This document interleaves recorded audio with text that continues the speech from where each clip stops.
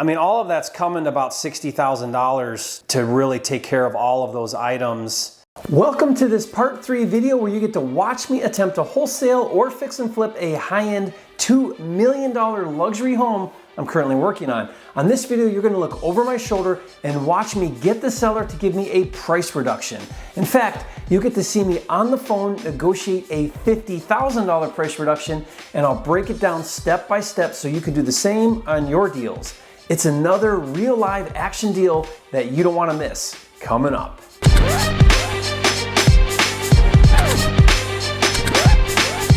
The Real Estate Funding Kit is out now. Learn how to get 100% funding for all your deals without dealing with the banks. Claim your free copy at myfundingkit.com. Hey, if you're new here to this channel, I'm Jerry Norton with FlippingMastery.com, and this channel is all about ways to help you make money wholesaling and flipping real estate so you can live your dream life. Be sure to subscribe and turn on the bell notifications so you don't miss new videos. This is the third video in this series about this specific deal, and on this video, I'm going to teach you my 3-step process for getting the seller to give you a price reduction from the original contract price. In this case, a $50,000 price reduction, and later in this video, we'll cut to a live call where you can see it in action, so keep watching. And today's video is brought to you by FLIPSTER, the #1 wholesaling and house flipping deal management system on the market. If you've never heard of FLIPSTER, it's an all-inclusive, cloud-based platform to help you organize, streamline, and automate all of the steps to wholesaling and flipping houses. Whether you're working on your first deal or you're looking to level up and do more deals, FLIPSTER can take you to the next level. To learn more and see it in action, just go to getflipster.com. Whether wholesaling or fix and flipping, knowing how and being able to negotiate a price reduction when it's necessary and appropriate is a valuable skill to learn, and this deal I'm currently working on is the perfect case study. This is a 6,500 square foot luxury home in an exclusive high-end neighborhood in Scottsdale, Arizona that I currently have under contract for $1.95 million, and I'm either gonna wholesale it or fix and flip it. By the way, in video 1, I showed how I found the deal, and in video 2, I showed how I got the deal under contract. If you missed either of them, I created a playlist with all of the videos on this deal, and you can find that link in the description box below. Now let me share with you my 3-step process to renegotiate a contract. Step 1 is to get the contract first without doing a lot of due diligence. Now this may sound counterintuitive, but I believe in doing the least amount of due diligence possible up front until after I secure a written executed contract with the seller. Instead of ready, aim, fire, I like fire, aim, ready. The way to do that is to do a quick analysis to get your maximum allowable offer, MAO, and then make the offer with an inspection contingency, and typically 10 days is enough time. A 10-day inspection contingency gives you time to perform due diligence and is essentially an escape clause out of the contract. Now, obviously go in with a good offer to begin with, but don't spend too much time before making the offer and getting the contract. How many times have you spent hours and hours analyzing a deal just to make the offer and then the seller rejects it? Spending too much time analyzing deals is the kiss of death to wholesaling and flipping. Remember, your due diligence is a contingency. That means you're not obligated to the contract until after the allotted time specified in the contract. So all earnest money does not become non-refundable until after the contingency is up. On this particular deal, since my offer was $1.95 million, I asked for a 3-week inspection contingency. I wanted to have extra time to figure out the numbers and my best exit. Now that you have a binding contract with due diligence, step 2 is to do a detailed analysis of the deal. There are 2 things you need to verify and validate: after repair value, or ARV, and repairs. Let's talk about ARV first. You want to really feel good about what the property will sell for fixed up. Really look closely at similar homes that have recently sold nearby. Make a list of the top 5 or 6 comps that support and justify your ARV. If you're fixing and flipping, you'll need this information to help raise capital to fund your deal, and if you're wholesaling, you'll need it to provide to interested cash buyers. And to help you get good at comping properties to determine ARV, I have a video where I use a case study that really explains it well. Now I'll put the link to that video in the description box below, and you can watch it later. The second thing to verify is your rehab cost. Now, depending on the magnitude and scope of work, and depending on your comfort level and knowledge of cost, you want to really make sure you feel good about this number. Sometimes I'll get bids from contractors, or I'll order an inspection. Now, I also have a video where I break down how to determine repair costs. I'll put a link to that video in the description below as well. On this deal, I paid for a full-blown inspection. I wanted to know if I had any issues with the roof or the units or the pool equipment, etc., which I did, and I'll explain, so keep watching. Once you've done a deep dive on the deal, step 3 is to reevaluate your deal and adjust if necessary. Did all of the numbers check out and match your original quick analysis? If so, and your current contract price still fits your formula as a good deal, then move forward with your deal. But what if during your deep dive you discover new information that changes the numbers so that you can no longer pay the current contract amount? For example, let's say that you have a contract on a property for $82,500, and during your due diligence, you discover after looking over the comps more closely that your ARV is $175 and not $185 like you originally thought. Or you discover that repairs are going to be $50,000 instead of your original budget of $40,000. So now, based on this new information, you need to adjust your buy price because you can no longer pay $82,500. So if that were to happen, then before your 10-day inspection is up, go back to the seller and adjust the price to $72,500. If the seller agrees, amend the contract to $72,500 and proceed with the deal. If he doesn't, then exercise the inspection contingency and terminate the contract and get your earnest money back. Here's the language to use with a seller. During my due diligence, it came to my attention that the cost of repairs are higher than I originally anticipated. Therefore, I can no longer pay $82,500 and I'm requesting a price reduction of $10,000 to $72,500. All other terms are made the same. If agreeable, we can proceed with closing as planned. Pro tip here, the key to renegotiating a contract is to have a logical, reasonable explanation as to why you're requesting a price reduction.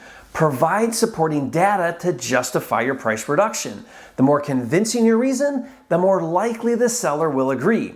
For example, let's say you discovered that you need to replace the windows, which you did not originally factor into the deal, and you want to get the seller to do a price reduction to cover that additional cost. A good way to get supporting data to justify your price reduction would be to get 3 bids from contractors and provide that to the seller with the following explanation. During my due diligence, I discovered that I need to replace the windows, which I did not originally factor into the deal. Included are 3 written quotes to replace the windows. In order to proceed, I am requesting a price reduction in the amount of $6,328, which is the lowest of the 3 bids. Now, obviously the reasons have to be legit, and one way to discover if there are any issues you may not be aware of is to get a property inspection. Now, this will cost you about $400 or so, and the report will list all of the issues with the house with pictures and explanations. This is exactly what I did on this deal I'm using as our case study. I hired an inspector to do a detailed inspection, and I asked the inspector to provide a copy to the seller so that he could see everything wrong with the house. Now, the report came back with several issues on the interior and the exterior.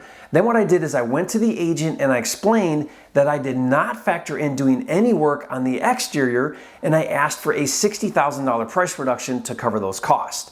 Now, I recorded that conversation so you can see how I explained it. Take a listen. So do you have a second, Scott? We can go over the report? Yeah, okay. I do. So I took a hard look at it and we kind of went through all the items on it. And here's kind of the challenge we're facing. You know, going into this project right now, we have budgeted for what we want to do, you know, all inside. But these outside items are kind of a big deal because when we go to resell, these things are all going to come up again. Jerry, I read through the condensed version. Yeah. There are a lot of things that need to be addressed. Because a buyer's gonna expect all that. So Bob and I went through it, and here's kind of the numbers that one way or another is gonna have to happen, because if we don't do it, we'll have to do it when we get a buyer. When we did Tamarisk, that's exactly what happened. They basically got the Binzer and said, you know, I want all these things done. And then we kind of had to do a bunch more things. And it was mostly the outside stuff. So kind of what I'm thinking about, a buyer's gonna want a roof on that. I budgeted about 20 grand for a roof, 10 grand in units because one of the AC units is at the end of its life, and you know, there's some air handler stuff. And so I've got 20 roof, 10 in units. I think all of that pool equipment's gonna need to be replaced. You know, that's all like original. It just looks ancient. A buyer's gonna have a hard time with that. So I've got 10 there. I hope not, but there might be some repaint because there's a lot of that cracks and bubbles and all that stucco that's gonna need to be kind of fixed. Hopefully we can touch up, but I've gotta kind of factor in almost a repaint on the outside if we do, like if that stucco just doesn't look right once we do patching and the cracks and all that, you know, so there's another 15. So, and then just kind of all the general list, there's cracked tiles by the pool and, you know, just kind of going through everything on there. I'm gonna have to do like new barbecue and stuff like that. So I agree. Yeah. I mean, all of that's coming to about $60,000 to really take care of all of those items that a buyer is going to be expecting to have done. I agree. I mean, especially if you're in the mid threes to high threes on the resale, they're going to expect it to feel and look like a new home. If you do that, that location will demand that higher number. You've got to do all that stuff. What I would do, Jerry, I'm looking at this Stan's fragile condition. I mean, he didn't sleep the entire night before the inspector showed up. And he's a mess because now he's got a copy of that inspection report, and I'm sure he's just going, oh my God. Maybe the best approach is for you, just ask them for a credit or a reduction in the selling price. What I like to do is give them that option, because then they're like, oh my gosh, no, the credit or the reduction is way better, because the thought of doing that list is extremely intimidating for somebody. And they don't open a can of worms either. Oh yeah. You don't have to deal with that. Yeah, or find, 20 different contractors, and I mean, what a nightmare. Yeah, the emotional part would mean a lot. Yeah. I'm adding all that stuff up to take care of that outside to 60 grand. If they were to go do that, I think that's what you'd spend. I think so too. I agree with that.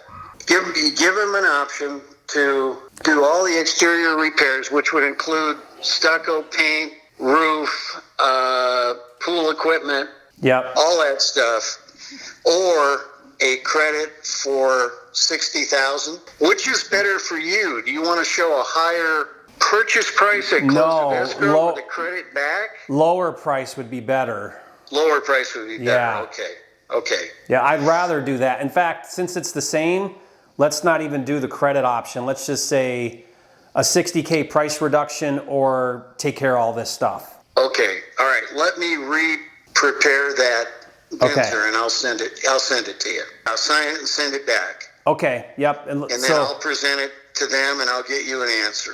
Perfect. So first I explained that I didn't factor into the deal all of these exterior issues, and that if I ignored them and I just rehab the interior, later when a buyer does an inspection, the issues will all come up again and they would request that they get fixed. Now, the agent agreed with me.